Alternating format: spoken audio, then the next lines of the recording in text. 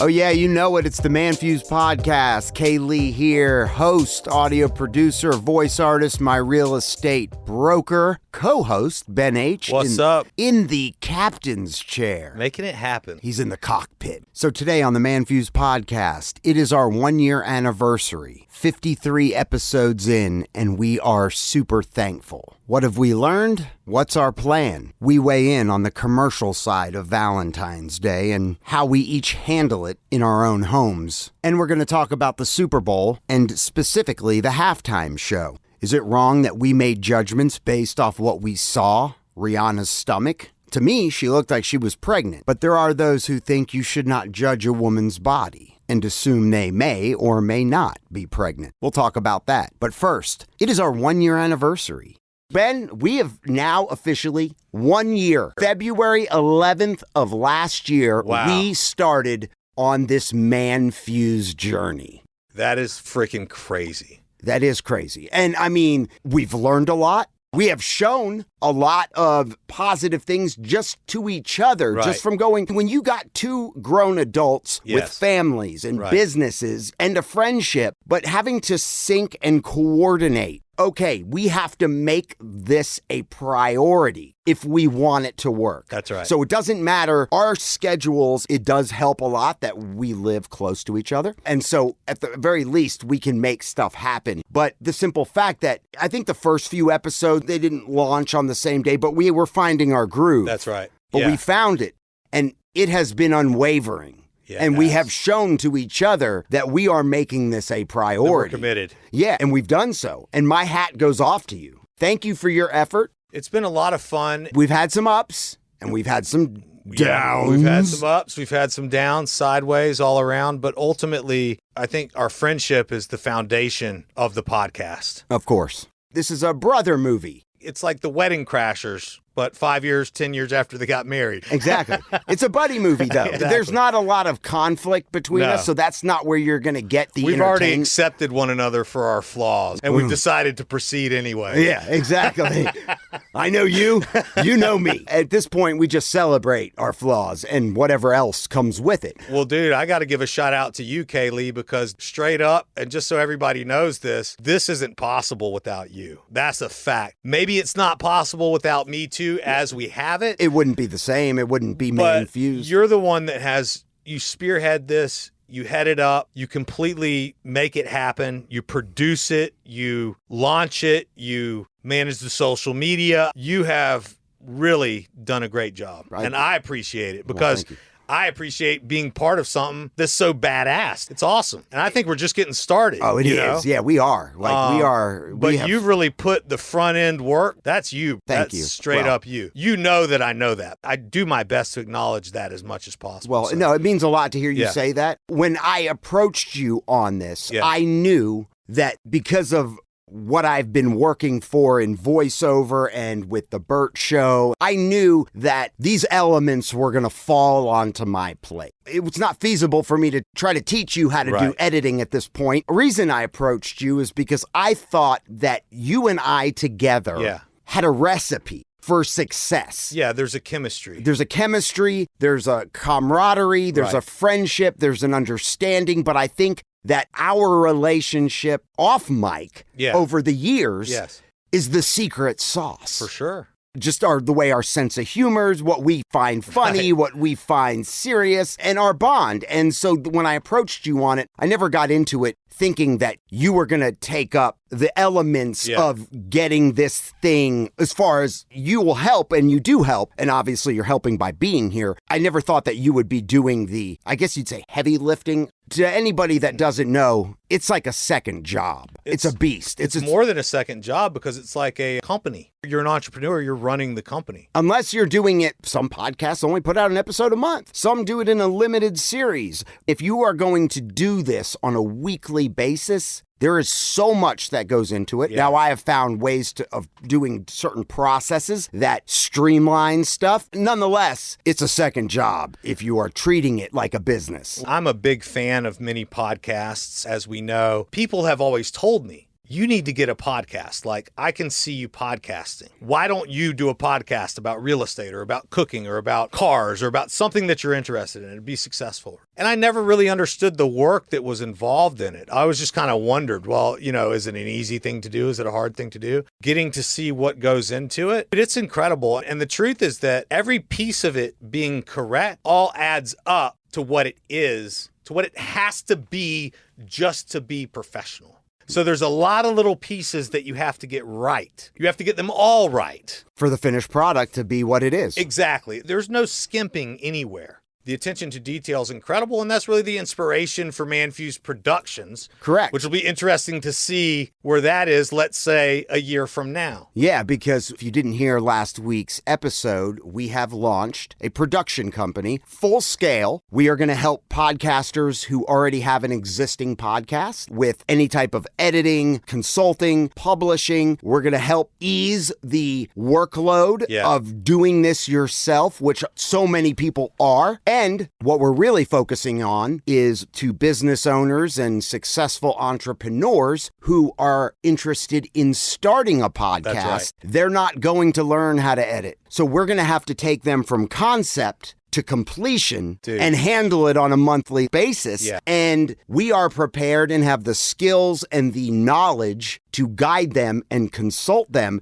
to starting off and to get their message, which is so valuable. Yes. And giving it a produced, professional, top-of-the-line product that they're going to put out to their employees, to their customers, to the world. That's right. And that's ManFUzed Productions. Now, that's just the podcasting. We can do video. We can do commercials. We're going to do the gambit. Think about how amazing that is, because like as a real estate person, for example, no one ever came to me and was like, hey, man, you're a successful real estate guy. Have you ever considered doing a podcast? Maybe you could teach other real estate people what you know and charge for it. Or maybe you could do a podcast to the public to tell them about what's going on in the real estate market every single day. Do an update every day and post it out there. To me, like ManFUzed Productions, I see someone like myself utilizing this service in multiple different verticals because I exist in multiple different verticals, right? Absolutely. So I see a person like myself using this in certainly toward my business, but in multiple different verticals as a tool where I'm like the singer. Mr. 405. Axl Rose. Okay. I'm Axl Rose. Are you young Axl Rose or Young. old and fat Axl Rose? I'm young Axl Rose, and I'm walking up to the mic, and guess what? The stage is already set. All the people are there. All the tickets are bought. Everything's done. It's the same thing. You show up to your microphone. You do your minutes. Raw. Edit the raw file, uploads to us, and you get turned around a professionally produced podcast. Intros, outros. Posted, by the way. If that's how you want it. It's up to you. The next time you're going to hear it is either when you're reviewing it or when it's up on, when it's live. When you're listening to it on Apple or whatever. Or and on every platform available. Yeah. So that's ManFUzed Productions, and we've got so many other ideas. Because of our 1-year anniversary, let's wrap it up. Name a high and a low. I think we probably can agree on the high and the low, actually. It's probably the same. And if you don't know, within 6 months, we hit a very, very insane amount of downloads. An extraterrestrial advance. And if you don't have a existing audience, like you're not a famous person with a huge, if you're not Jim Carrey or any of these movie stars who are like, hey, I'm going to start a podcast. Your audience is zero. And what you think is your audience, like the people close to you, right. They won't, you give it to them and they don't listen to it. That's right. My wife still to this day has not listened to Press Play on one episode because she goes, I have to fucking hear you every single day, all day. Why the hell do I want to listen to you more? And then because of my role on the Burt Show, a lot of times they'll be in the car and they'll turn on the radio and I am. There you are. Yeah, exactly. I can't handle another. Turn off the fucking anything audio. Just turn it off. He's everywhere. Because of what it takes to continue on and the fact that we have made it to where we are, we have beat out the numbers. I think most podcasts don't make it past 10 episodes. Yeah. Because once they start, they realize, holy shit, this is a lot of work. Part of our manifesto. This will guide you, and this is something that you need to do in your life, I think. Walter Elliott once said, perseverance is not a long race, but many short races, one after the other. I understand life hasn't been easy for you. In fact, death has seemed more promising to you than success ever had. And there have been many days where you sat on the edge of your bed and thought to yourself, why go on? Why get out of bed just to endure the same pain, frustration, and hurt again today? At times you may have felt misunderstood and invisible to those in the world around you. And you ask yourself, will things ever change? Will life get better for me? Or is this hour, this moment, this day the best my life will ever be? The answer to that question is no. When life comes in like a roaring lion to break and devour you, you must stand tall in the face of adversity. When misfortune comes knocking at your door, open it and stare misfortune in the face and say, I will not let you break my will or rob me of my purpose. You must persevere. Perseverance causes you to push through obstacles to reach your goals. But without pain, opposition, and resistance, there's nothing to overcome. Perseverance teaches us to be strong, vivacious, and it helps us build character. Perseverance enhances your goals' value and intensifies your internal motivation to keep going day after day, week after week, month after month, and year after year. It will tell a story about you that failure cannot speak of. It will tell the story of resilience, strength, warrior, and grit. Nothing worthwhile is going to come easy, and on your journey, you will fail many times. But like the saying goes, if you fall down 7 times, get up 8. There will be times you will have to dust yourself off and try again and again and again until ultimately you reach that place of self-actualization. Pain, heartache, loss, and disappointment will change us. But you can do one or two things. You can come out bitter or you can come out better. But whatever you do not change the passion for what it is you want in life. At some point in your life, you will hit a brick wall, and it may discourage you. It may even cause you to doubt the path you're on. But it is essential that you get back up and keep going. If you continue getting back up, eventually you will have a breakthrough. The universe is willing to fight on your behalf as long as you show you are willing to go the distance. Pain will not stop you because you know what is on the other side of that pain you are currently experiencing. Difficulty is meant to challenge and push you to grow. It is not meant to suffocate the fire that resides within, but rather cause your fire to intensify and burn stronger. You must persevere. What if you decided today to keep going, to keep dreaming, to keep believing, and to keep persevering? How would your life change? What if you decided to get out of your comfort zone and face the unknown? What would be your outcome? If life has already been hell for you, then now is not the time to succumb to defeat. Because you didn't come this far just to come this far. You have endured enough hell, so you might as well persevere and get something for your struggles. Tell yourself that I must persevere. I must rise up to the challenges of life and get what belongs to me. Perseverance will take you places that your feelings will leave you to die. Perseverance isn't a feeling, it's an attitude. There's no gain without pain. Anytime you feel life is too hard or overwhelming, think about what you've already done to get to where you are today and continue to persevere.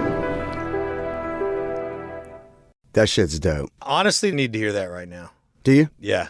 Good. Yeah, straight up. There were a few lines in there, but there was one line I made note of. This one in particular, that's fucking awesome. The universe is willing to fight on your behalf as long as you show you are willing to go the distance. Because we put stuff out into the universe every day, every second. You manifest it. And it's crazy sometimes the way the universe just puts people and opportunities and things into place where you're like, how in the fuck did that even happen? And sometimes they turn out to be duds. But I just thought that line, I was like, because what we're doing with this podcast, whatever you have going on in your life, whatever you're going for, whatever your struggles are, persevere. Perseverance is a massive word, and it means so many things. And, you know, what he said, the line that he caught that really stuck with me was, you didn't get this far just to get this far. Yeah, I like that too. And that's a fact. Oh, great. I'm this far. No, you've got more to go. And, you know, I think that's an attitude that, geez, hopefully you can maintain. For me, I have to block out the negative things. Of course. And I'm actually good at doing that. Yeah, so am I.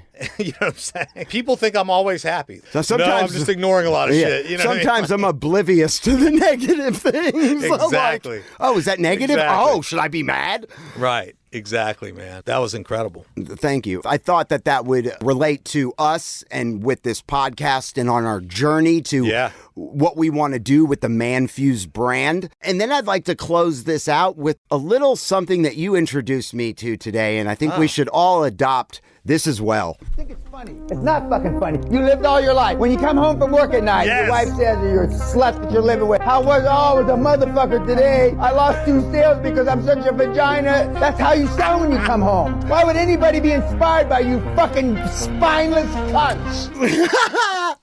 That dude is insane, you spineless cunts. That's freaking Granddaddy Dan Pena, He's a billionaire. He is raw, dude. Do it again, bro. Do it again. Go I was gonna say, I knew I was gonna play this twice. Ready? I think it's funny. It's not fucking funny. It's not you funny. Lived all your life. When you come home from work at night, your wife says you're a slut that you're living with. How was I was a motherfucker today? I lost 2 sales because I'm such a vagina. That's how you sound when you come home. Why would anybody be inspired by you fucking spineless cunts?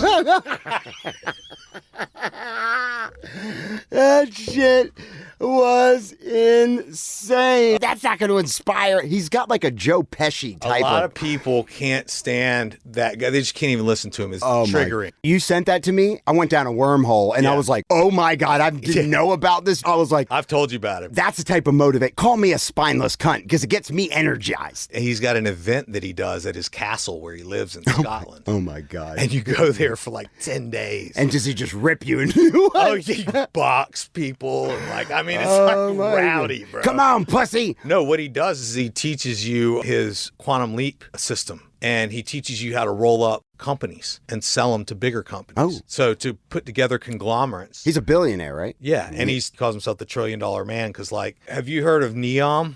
Neom is a city in Saudi Arabia. Deal was done like 5 years ago or 4 years ago, and it's got a brand new city. They're in the desert, right? It's like a Dubai they're trying to build. That's like Neom. Yeah. So anyway, the guy that brokered that deal, $1 trillion deal, one of Dan Pena's mentees. Wow. And so he's got it all racked up where he's got, 20 or so billionaire mentees, tons of 50, 100 million, whatever. I would love to be on one of those consulting calls, like, just that touch base with your mentor.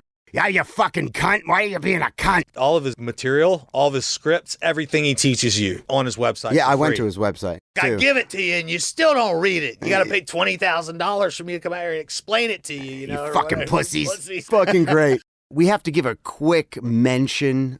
It is a special day. It is a commercially charged holiday, which I really want no part of, but it is Valentine's Day. It is indeed. Cupid's Day. The love is in the air. Can you feel it, Ben? I can feel it strongly. Can you smell it? I can smell it with my teeth. Whoa. Now that is a skill, my friend. It's like touching something with your eyes closed and knowing what color it is. I just see it as another commercial ploy to get us to spend money. Oh, yeah. I don't want to do it. It's completely driven by retail at this point, which most things are. Most holidays are. I mean, you can see it switching in the store a month before it happens. You know which holiday's coming up. I mean, the whole thing. And then there's pressure. There's pressure typically for the mail to deliver. I don't succumb to such pressure. I mean, you talk about Christmas, Thanksgiving, Valentine's Day. Then their birthdays. Easter, et cetera, et cetera. Now, I will say that my wife is very festive. She's had hearts and stuff up around our house for the last week or so. You guys are decorating your home with hearts? Yeah, she has decorated our home with hearts. You need to put a stop to that right now. She likes to make it special for Jax because I'm kind of like you. I'm just like, whatever. But she wants to decorate. And from that perspective, it's cool. It's like traditions, especially for the kids and stuff like that. Yeah. But the retail-driven aspect of it is frustrating. I'm getting ready to leave here and go and buy something particular. So you're going to purchase. I'm going to make a Valentine's Day purchase. For your wife. For my wife when I leave here. I've been directed, if I'm going to do something, this is what I might consider doing. What are you going to purchase? Well, there's a particular perfume that she desires to have. Oh, okay. And it's actually a pretty good Valentine's Day gift. From the romantic perspective, dude, honestly, Valentine's Day, I'm good with. I'm not going out to eat. It's complete amateur hour. All the best restaurants are doing like freaking planned menus. Oh, yeah, which means you're paying an inflated ass price. Oh, yeah. You're sitting there around all the other douchebags that are there for Valentine's Day. That their girls made them. Yeah, take exactly. them. And it's all the same look and it's all the same, like, thing. You know what I mean? Oh, yeah. It's hilarious. And it's hilarious unless you're one of the dudes there, and then it's not funny anymore. Well, I've been that guy. Me too. I think we all have as men. Yeah, exactly. Now what I like to do is stay home and slip into something comfortable. Something sexy. Get the fire going. Yeah, something sexy. If you don't get some on Valentine's Day, you might not have bought some parfum. Are you going to buy flowers? Yeah, well, my wife probably would be like, I don't want flowers. Are you going to get them anyway? Or are you going to be like, you said you didn't want them? I mean, I am a man who listens. Even when no means yes, I listen. Yes means no, I listen. Yeah, that's the kind of situation where you're going to be like, yeah, she said she didn't want them. I mean, like yes, I'm going to do something. I'll probably pick her up a card, maybe some flowers. Maybe. I'll be one of those douchebags that goes into the florist at the last moment trying to swindle a bouquet of... A little tip from Ben H. Oh, please. Costco is where you should get your flowers. Costco has the best flowers. They last the longest. They're the most beautiful. These supermarket flowers are garbage. But they are a quick fix. They are a quick fix. They are. Yeah. But the best bang for your buck, Costco. They're really going out this year at the Publix near my house. I mean, they have balloons are huge, trying to make a killing. It's wild. Like, oh, don't forget your loved one. Don't forget. So there's a lot, actually, to digest. Did you see the Super Bowl? I did. So did you watch the halftime show? I did watch the halftime show. Which seems to be... the demonic halftime show. I'm a big fan of Rihanna. I am too. I think she's great. I think she's beautiful. She does have a large forehead, though. Yeah, everybody's a little different, but, she does bring certain qualities to bear. Like she's a billionaire. Yeah, just a little bit. I mean, she's a little bit more successful than me, but not a whole lot. So there's all this... What did you think upon seeing the halftime show as compared to other halftime shows? How would you have rated it? About on par with what I have seen before. I connected with the music a little bit more because, I've been a fan of Rockefeller Records. It was where she came from. And you want to get under her umbrella, Ella? I mean, it's just like a lot of that stuff was on former like Kanye albums and Jay-Z albums and stuff like that I listened to over the last, I don't know, however long. And so I was definitely feeling the music. I was thinking Kanye was going to come out at one point where they did all the lights. Yeah. I was like, that'd be nuts if Kanye came out. Yeah, I didn't think he was going to come out. And my wife was like, someone's going to come out. Jay-Z's going to come out. And I said, I don't think anybody's fucking coming out. And, interestingly enough, like the platforms, how they're lifting up and down, Kanye was the first one to do that. He was doing tours like that. Oh. Same platforms. Oh. Yeah. She borrowed them. Do you think she called Kanye and said, hey, can I borrow those platforms? It might have been the same production company. I thought it was pretty cool. All of those shows, though, they're all really just kind of weird. Well, they have to cram an artist's career in like a 13-minute window. I know, but I'm just saying it's very creative. And I'm in awe of the production itself. Yeah. I just love the power that it holds because whoever does the halftime show sees this enormous spike in money. Yeah, that's right. Because they don't get paid to do the halftime show. Oh, really? No, they don't get $1 from the NFL or anyone else. Wow. What they get is exposure. Yeah. And with that exposure, everybody sees... That artist sees an increase in downloads and streams and Right. You don't have CD purchases very often anymore, so it's probably CD revenue is probably none. Because who wants to go with but that? Basically, what you're saying is Archaic. Rihanna doesn't get paid to do that. I didn't know that. No. The exposure, I mean, obviously, is enormous. And it's massive. And you're dude. exposing yourself to genres of people that might not have ever heard of you or listened to your music before, and so you're giving them a career rundown of your best hits. Those are the hits that I've grown to love with all my heart. Yeah. So did you know, upon seeing Rihanna, that she was pregnant? Yeah, did you notice immediately? Yeah, pretty much. Yeah. She is pregnant. Again? Yes, with a second. With the same guy, you think? Yeah, it is. Oh, okay. A$AP Rocky. Boom. He likes to get it in ASAP. He didn't want to wait. He didn't want to wait at all. No. Her body, it looked uncharacteristic of her body. No, her stomach was extra round. It wasn't a pooch. It was a baby or a food baby. Yeah, I mean, it was something serious. There was some sort of baby There's something going on in there. And Rihanna is great, and it was an interesting game, too. Oh, it was an awesome game. It was close. Super close. Absolutely it was. Did you have any money on it? Negative. Me and sports betting just don't get along. No? Are you a constant loser? I'm just not into sports that much. I will say the games that I have bet on, which have been few and far between, it makes it a lot more fun to watch, especially when you're winning money. Oh, I'm like through the roof ecstatic if I make $100, and I'm like bummed out if I lose $100. Hey, once again, we thank you for listening to the ManFUzed Podcast. Join the show. Hit us up, ManFUzed.com. Check out our ManFUzed Gear. If you want to make a donation to support the show, we would be honored. Make sure you like us on our Facebook, subscribe on YouTube, send us love on all the social platforms. Let us know you're out there.